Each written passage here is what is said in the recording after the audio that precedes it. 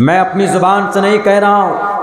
भारत के अंदर दो मजबूत रिपोर्ट तैयार की गई, एक रंगनाथ मिश्रा और एक दूसरी रिपोर्ट तैयार की गई है।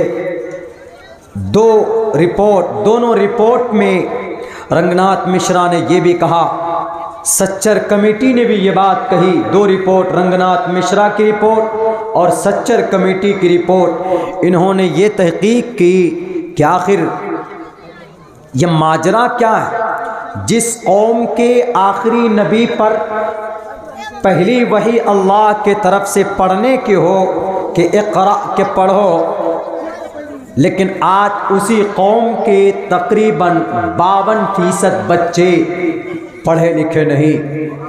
50% से भी ज़्यादा, 52%, यानी 100 में से 52 बच्चा लाइन पे खड़ा कर दे, यहाँ से यहाँ तक 100 बच्चा है तो उनमें से 52 बच्चा ऐसा है जो जाहिल है।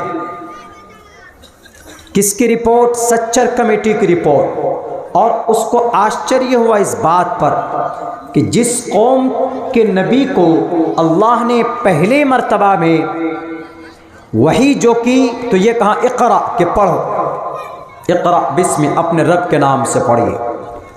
जिस कौम की सबसे पहली वही पढ़ने के बारे में हो, आज उस कौम का बच्चा जाहिल, अनपढ़ और गवार बना बैठा।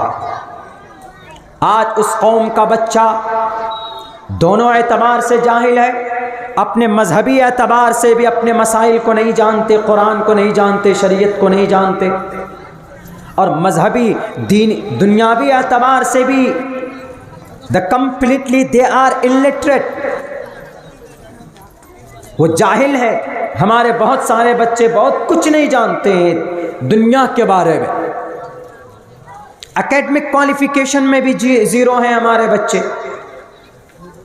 तो इक़रा बिस्मि रब्बिकल्लज़ी खलक़, पहली वही अल्लाह तबारक व तआला की अगर आई है मोहम्मद रसूलुल्लाह सल्लल्लाहु अलैहि वसल्लम के पास, तो वो पढ़ने की आई। इसीलिए हम अपने बच्चों को कोशिश ये करें कि पहली फुर्सत में अगर मस्जिद में, मदरसे में, मकतब में कहीं तालीम होती है तो थोड़ा पैसा खर्चा करके आप अपने बच्चे को तालीम दिलाइए। अगर आपका बच्चा पढ़ेगा तो आप ये मत सोचना कि बच्चा हमारा कोई बहुत बड़ी डिग्री नहीं लेगा तो बहुत पैसा नहीं कमा पाएगा, दुनिया में तरक्की कैसे करेगा। आप ये मत सोचना, मत समझना। अगर आपका बच्चा कुरान का हाफिज होगा, अगर आपका बच्चा अपनी शरीयत का आलमबरदार होगा, तो यहाँ अगर वो बहुत पैसे नहीं कमा सकता, लेकिन डेफिनेटली इंशाअल्लाह कल क़यामत में उसका जो एजाज़ और इकराम होगा, you can't imagine in the world, हम दुनिया में उनका अंदाज़ा नहीं लगा सकते। पहली वही पढ़ने की वही आई, पढ़ने के बारे में, एजुकेशन के बारे में, तालीम के बारे में। इक़रा बिस्मि रब्बिकल्लज़ी खलक़, खलक़ल इंसान मिन अलक़। मुहम्मदुर रसूलुल्लाह सल्लल्लाहु अलैहि वसल्लम घबरा गए। पहली बार कोई फरिश्ता सामने आया और फिर देखा, और फिर एक ऐसी चीज़ नाजिल, एक ऐसी वही अल्लाह के तरफ से उनको दी गई, एक बड़ी जिम्मेदारी मिल गई, बहुत बड़ी जिम्मेदारी। उससे पहले इतनी बड़ी जिम्मेदारी नहीं थी। आप कांपते हुए परेशान होते हुए खदीजतुल कुबरा रज़ी अल्लाह ताला अन्हा के पास पहुँचते हैं। खदीजतुल कुबरा से कहते हैं कि मुझे चादर बढ़ाओ, मैं बहुत परेशान हूँ, मुझे ऐसा महसूस हो रहा है कि मैं अपने आप को ज़ाय कर दूँगा, मैं ख़त्म हो जाऊँ। लेकिन वह अक़ल समझदार औरत थी, वो समझ रही थी मामले को, तो उन्होंने फ़ौरन तसल्ली दी। हमारे समाज के माँ और बहनों, अगर आपका शौहर बाहर से परेशान होकर आपके घर में आता है तो it's your great responsibility and to calm down आप उनको कहिए, उनको तसल्ली दीजिए, आप परेशान मत होइए, अल्लाह हमारे साथ है, इंशाअल्लाह सारे मामलात अच्छे होंगे। बीबी खदीजतुल कुबरा के तरह मुहम्मदुर रसूलुल्लाह बहादुर हैं, ताकतवर हैं। In spite of that, at that time he was helpless, he felt about himself, he was helpless. अपने बारे में वो ये समझ रहे हैं कि मैं अपने आप को ज़ाय कर दूंगा, मैं तबाह हो जाऊंगा, कहीं मेरी जान खतरे में तो नहीं। तो कौन तसल्ली दे रही है? घर की एक औरत अम्मा खदीजतुल कुबरा तसल्ली दे रही, मोहम्मद रसूलुल्लाह डोंट वरी, आप परेशान मत होइए, आपको अल्लाह तबारक व तआला ज़ाय नहीं करेगा। क्यों? क्योंकि आप गरीबों की मदद करते, आप बेसहारा इंसानों के पास आप उनका रखवाले हैं, भूखों को खाना खिलाते हैं, जिनको कपड़ा नहीं होता आप उनको कपड़ा प्रदान करते हैं, वो तकरीमुज़ ज़ैफ़ मेहमानों की आप आओ भगत करते हैं। अल्लाह तबारक व तआला ऐसे इंसानों को, ऐसे आदमी को ज़ाय नहीं करेगा। तसल्ली दे रहे कौन? अम्मा खदीजतुल कुबरा रज़ी अल्लाह तआला अन्हा। सबक मिलना चाहिए हमारी समाज के माँ और बहनों को।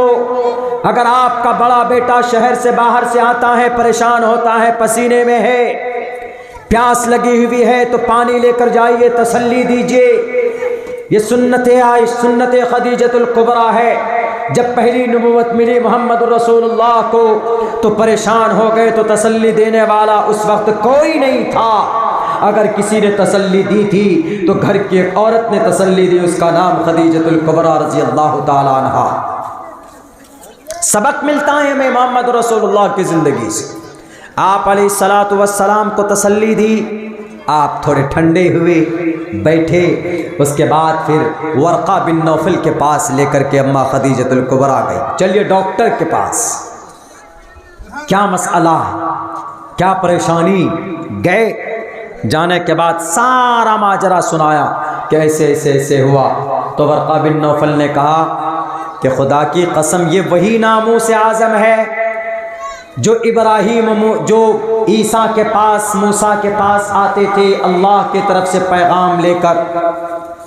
और काश मैं उस वक्त होता जब आपकी कौम आपको घर से बाहर निकालेगी, आपकी कौम आपकी तबलीग को, आपके मिशन को नहीं पहचान पाएगी। मैं उस वक्त होता तो उस वक्त बबांगे दुहल सबके सामने में हाजिर होकर मैं कहता कि ये रसूलुल्लाह है, आखिरी रसूल है, इनको मानो, इनकी इत्तिबा करो।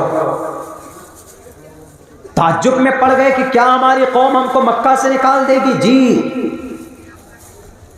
आपको अल्लाह ने आखिरी नबी बनाने का ये तो अच्छे गुण है, वो नामूस है, वो फरिश्ता है जो आपके पास आ रहा है अल्लाह की तरफ से वही लेकर। इसमें कोई शक नहीं है कि अल्लाह ने आपको रसूल, आपको नबूवत के लिए, रिसालत के लिए चुन लिया।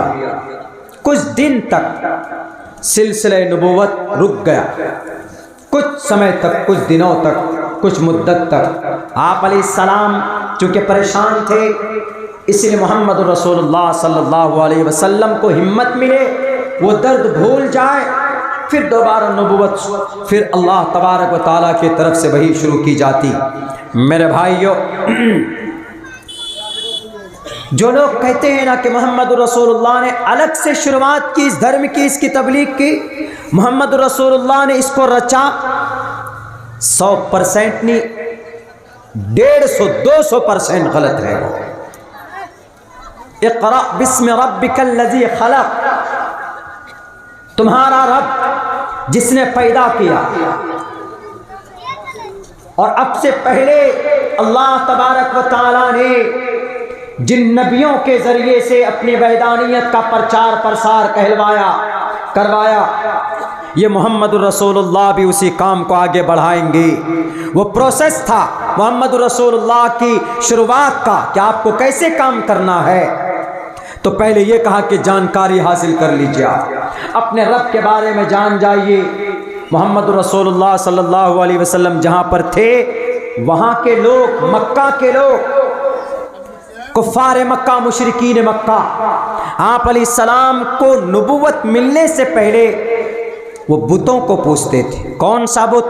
हैबल, लात, उज्जा, मनात। उसके बाद फिर हज़रत नूह अलैहिस्सलाम की भी बुत को लेकर आ गया था वो अमर बिन लुहै।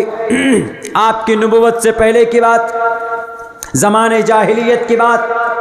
हालांकि मक्कतुल मुकर्रमा में लोग दीन इब्राहीमी को मानते थे, हज़रत इब्राहीम अलैहिस्सलाम की शरीयत को फॉलो करते थे। उनकी शरीयत में भी यही था, ला इलाहा इल्लल्लाह, इब्राहीम रसूलुल्लाह, ये कॉन्सेप्ट अकीदा था। हज़रत इब्राहीम की जो शरीयत थी, उनका जो दीन था, वही बरहक था मोहम्मद रसूलुल्लाह को नबुवत मिलने से पहले।